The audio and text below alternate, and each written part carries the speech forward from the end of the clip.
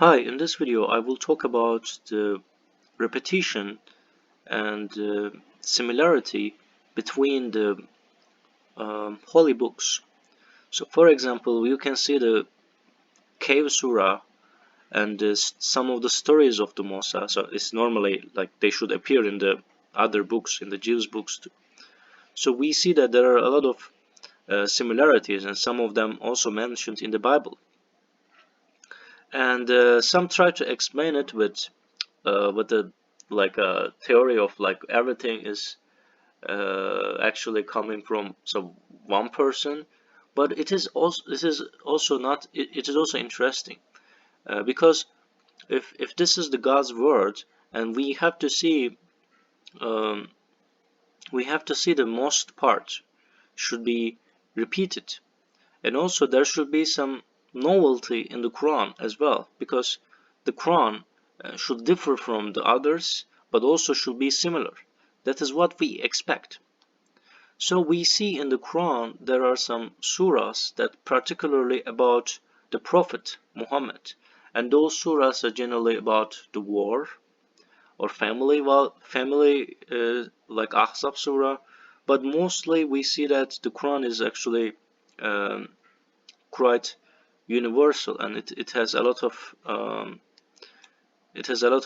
surahs that is about Moses, and this is more so I think least mentions Muhammad. So it is, which I think it is one of the miracles as well. So let's assume that so this is if you assume that this is like a, so let's say that some claim that prophet is not psychologically stable, and then we expect him to write more about his own life. We don't expect prophet to talk about the Musa and Jews more often than his own life. So it should be cover. So Muhammad's life should cover at least like 70%. So, but we don't see that this is things related to directly related. Let's start. Let's check like for. So you cannot see anything about Prophet Muhammad, and there are some references to. So for example, let's check the first verses.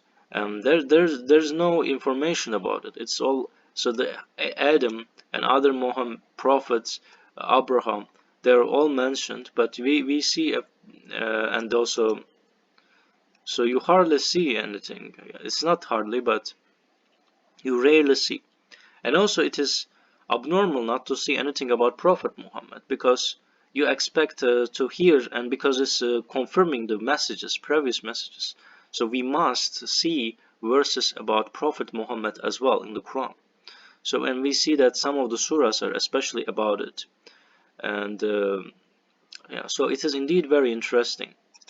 And so that's why so that if someone creates religion to deal with, so let's assume, some claim that it is to deal with the pressure, so like anxiety, but then it should be more about the Muhammad's life. But we see that for example the cave surah, there are other people's surah, the prophets, Abraham, profound miracle, Lot, Noah, and we know that from the Quran, and so also Prophet Muhammad didn't study the Bible or other books, so he actually has no much knowledge about it.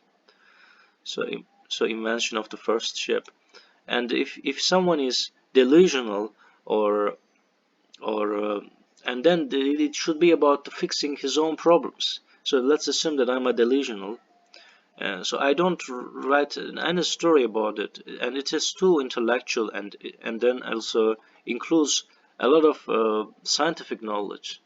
And more importantly, I never see such book in this order and with this thematic structure. And this thematic structure allows people to memorize Quran very easily. So and so what is your evidence? So my evidence is that so there are people literally memorize all of the Quran, and some they don't understand and they still memorize, and they still can be successful.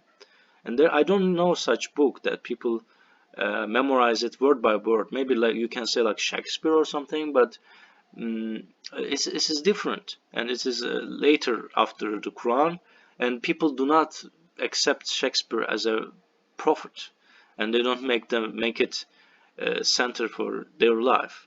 So, and we see that everything is um, so much well designed in the Quran, and and within the Quran we see a lot of miracles about the future, about Big Bang, and also the so if you are expert, so it's hard to be expert on many topics, and proposing something on many topics as well. Like for example, you can someone can focus on physics maybe, so, but the Quran also mentions physics, astronomy, and biology, it gives information about it, and the information is quite true. And this is, and it contradicts with with their time, and now we can understand that the information is correct. So that's why it shows that Quran is a divine, and it's from God. And also there is a mathematical structure and the repetitions and certain repetitions, and most importantly, some people claim that. So some people find beauty in it, so that they're searching for mathematical structure. So for example, if you publish a book, they won't check for it because you don't even claim that big. So Quran claims that big, so that we see that a lot of uh, people searching for it because it's a beautiful, wonderful book, and hope to guide us, and not the book, the content of the book, I mean. So anyway, thanks for watching this video, and hope to see you in the next video.